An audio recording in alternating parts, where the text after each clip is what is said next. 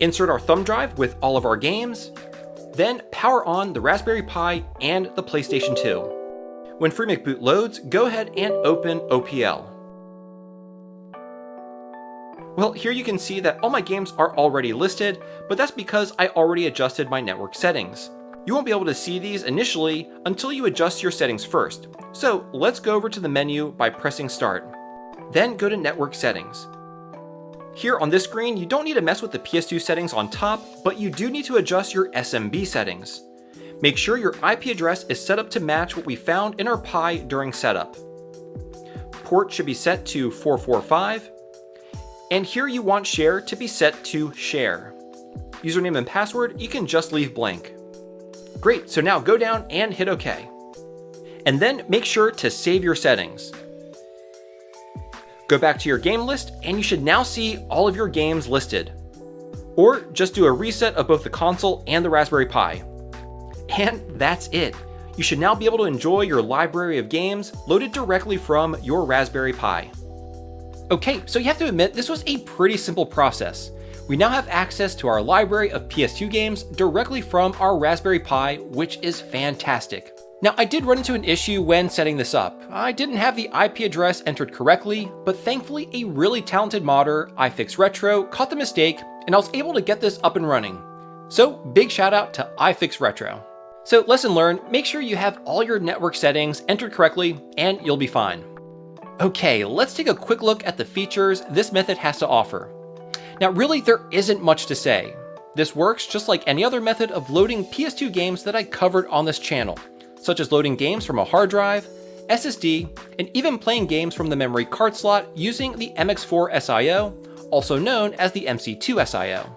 Loading games from the Pi is as simple as opening OPL and selecting the game you want to play. And when you want to add more games to your library, simply remove the USB thumb drive, connect it to your computer, and then drag and drop the new games onto your thumb drive. It's as simple as that. So yeah, no unique new features really to speak of, so let's discuss some of the pros and cons of this method. Starting with the pros, this is yet another awesome way to play games on your PS2. It's always great to have options, and now we have quite a few. If you have a Raspberry Pi lying around, this is a great way to put it to good use. This is especially the case when using a slim PS2, which doesn't have the expansion bay, meaning you don't have the ability to use a hard drive.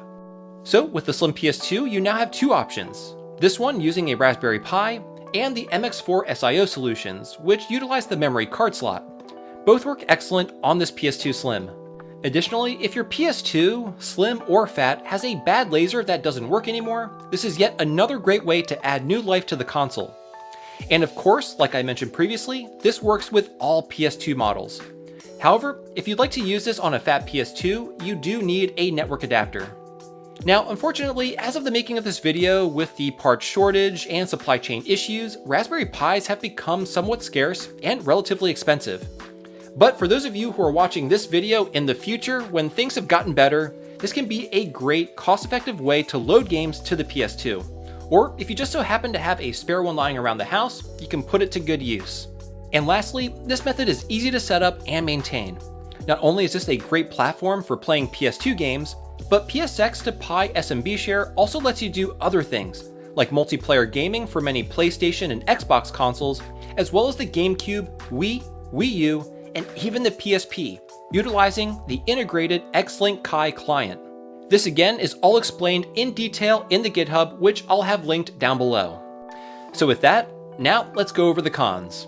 And really there aren't many cons for this particular method. The only one that really sticks out to me is that it is a bit of a cumbersome setup. You do have a bunch of wires everywhere, which can be managed to look more clean, but isn't as clean looking as the MX4 SIO or a hard drive setup. Now, one thing that is a bit of a pain is that you'll most likely be using this method headless, meaning you won't have a monitor or keyboard hooked up to the Raspberry Pi. So doing a proper shutdown of the Pi can be a bit of a challenge. Simply cutting power by unplugging the Pi can lead to corrupt files on the SD card, which is something we don't want. Running a shutdown command is the best way to do this. One of the ways to implement this is to set up wireless functionality, which again is explained in the GitHub. Once the Pi is connected to your network, you can then remotely connect to the Pi over Wi-Fi using a client such as PuTTY. This way you can run the shutdown command from your computer. You can also install a switch to the GPIO pins that would initiate a safe shutdown sequence, but that requires writing some code, which is out of the scope of this video. Other than that, I have to say I think this is yet another great way to load games onto the PS2. Now, like I said earlier, I did several videos covering other methods of loading games to the PS2. So definitely check out this playlist right here if that's something you think you're interested in taking a look at. And as always, thank you so much for watching, and I'll see you all next Thursday.